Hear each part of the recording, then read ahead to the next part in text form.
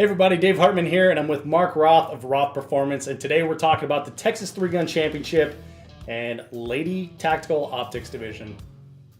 It's going to be good. It is going to be good. So this is pretty interesting. We have 18 ladies in this division, and rules are traditional tactical optics, right? So you can have a variable power scope on your rifle, USPSA limited division style rules for your pistol.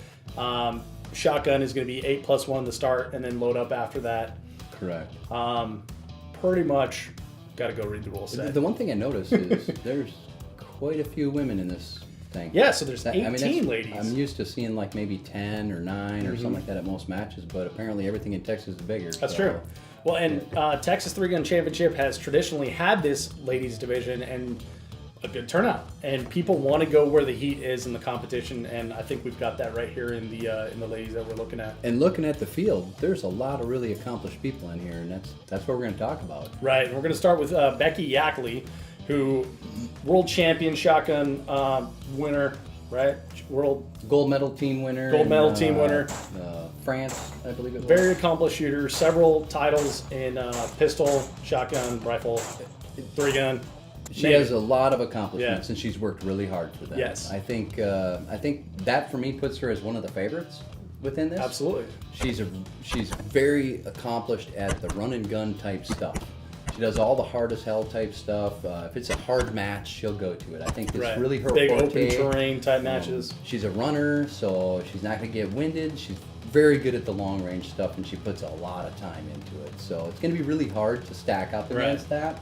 I will say that one thing that Becky does not have going for her here is she's been shooting a lot of open division recently, getting ready for the world shoot in Sweden? Switzerland? I guess I didn't really think about that because the last time I talked to her, she'd been out in Utah doing some long range stuff, a lot of transitional, a lot of pistol shooting with a dot, stuff. So she's gonna be going back to irons. So I wonder if that'll hurt her a little bit. Who knows? All right. So who else we got? Well, next up we have another world champion here in her own right, Dakota Overone. Yeah. Exactly. Yeah. I mean, how can you not?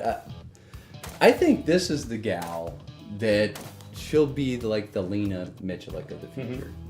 She's incredibly good at following a plan, very methodical.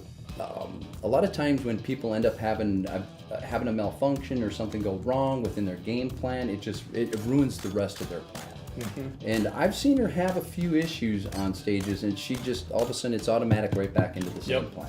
Very a tactician, I guess. Yeah. I mean, very technically sound on that end of it. So a lot of critical thinking skills that happen very rapidly on the stage. Yeah, and for a small framed gal, she handles a shotgun just like the best of them, and it's really awesome to watch her shoot. Yes. Yeah. So Dakota's definitely going to be one to watch. Next up, we have Corinne Mosier. So Corinne traditionally shoots limited division. She could be just shooting Lady Tac with that 1X red dot here, so it'll be interesting to see what she shows up with.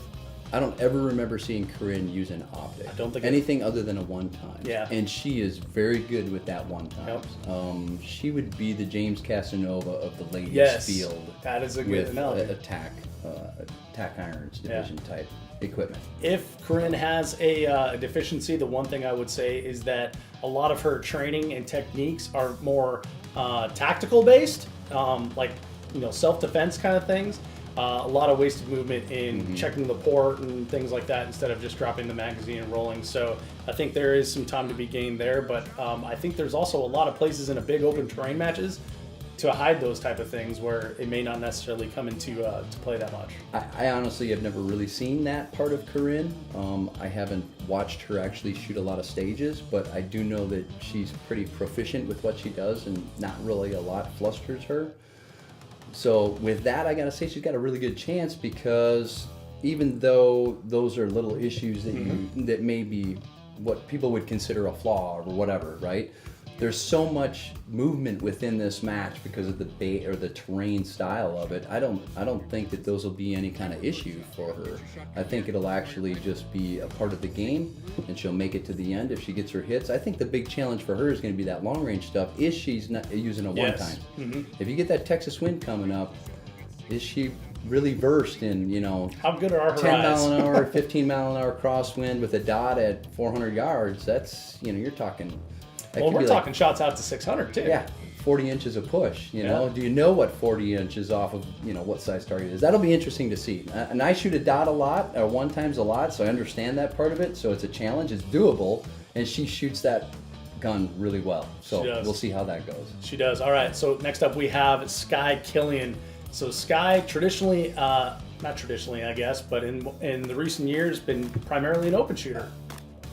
I've only really known Skye as an open shooter. I remember probably like 8 years ago she was doing tack optics on that end of it. So that might be Skye's only challenge really is, you know, the loading of the shotgun or not having multiple optics. Not having multiple optics, not really a big problem for maybe an open bipods shooter. and bags? Bipods and bags maybe, but she's a very solid shooter in her own right no matter what. So I don't think the rifle will give her a problem. She's an excellent long range shooter. So I think more of it's just going to be the shotgun issue. Yeah. If she's been practicing loading, I think she'll be fine. So it could be any one of those four, no matter what. Yeah, absolutely. Well, and again, there's 18 ladies in this division, so anyone could come up. And we identified a couple extra ladies that we thought might be in the running as well. Amy Horn. Amy Horn. All right, and there's a big list of people, but her name stuck out to me because of the last match we were at, the Rock Hard match. It was a lot longer than any of the stages you're going to see here, and that gal on the stage that I ran was at least, it was probably about 200 yards of travel in slick mud, and she finished it, and she did it well, and her rifle was spot on. So, I mean, the engagements were 250, which may sound short in distance, but they were small targets, and it was raining cats and dogs and snowing when we did it. So I don't think you're going to have that environment in Texas. It might be a little cold, but that made me, when I saw the list, I saw Amy Horn, and I'm like, wow, she has the ability to kind of, she could be up in that mix. I would look for that. Right. Yeah, and then we have several other ladies. Rebecca King comes to mind. She's always one to look out for. So if we missed anyone here that you think we need to keep an eye out for, let us know in the comments. Who's your favorite? Maybe someone we said is going to be out on top, but it's going to be a fun matchup nonetheless. And watching Lady Tactical Optics Division at the Magpul Texas 3-Gun Championship is going to be fun this time around. Mark, thanks for being here, man. Great.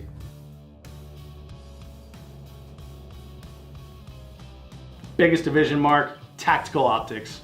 He's on fire when it comes to the shooting. This is like right up his alley here. So it's just a well-rounded shooter. Absolutely. If he can keep the ego in check, I think he can do some damage here.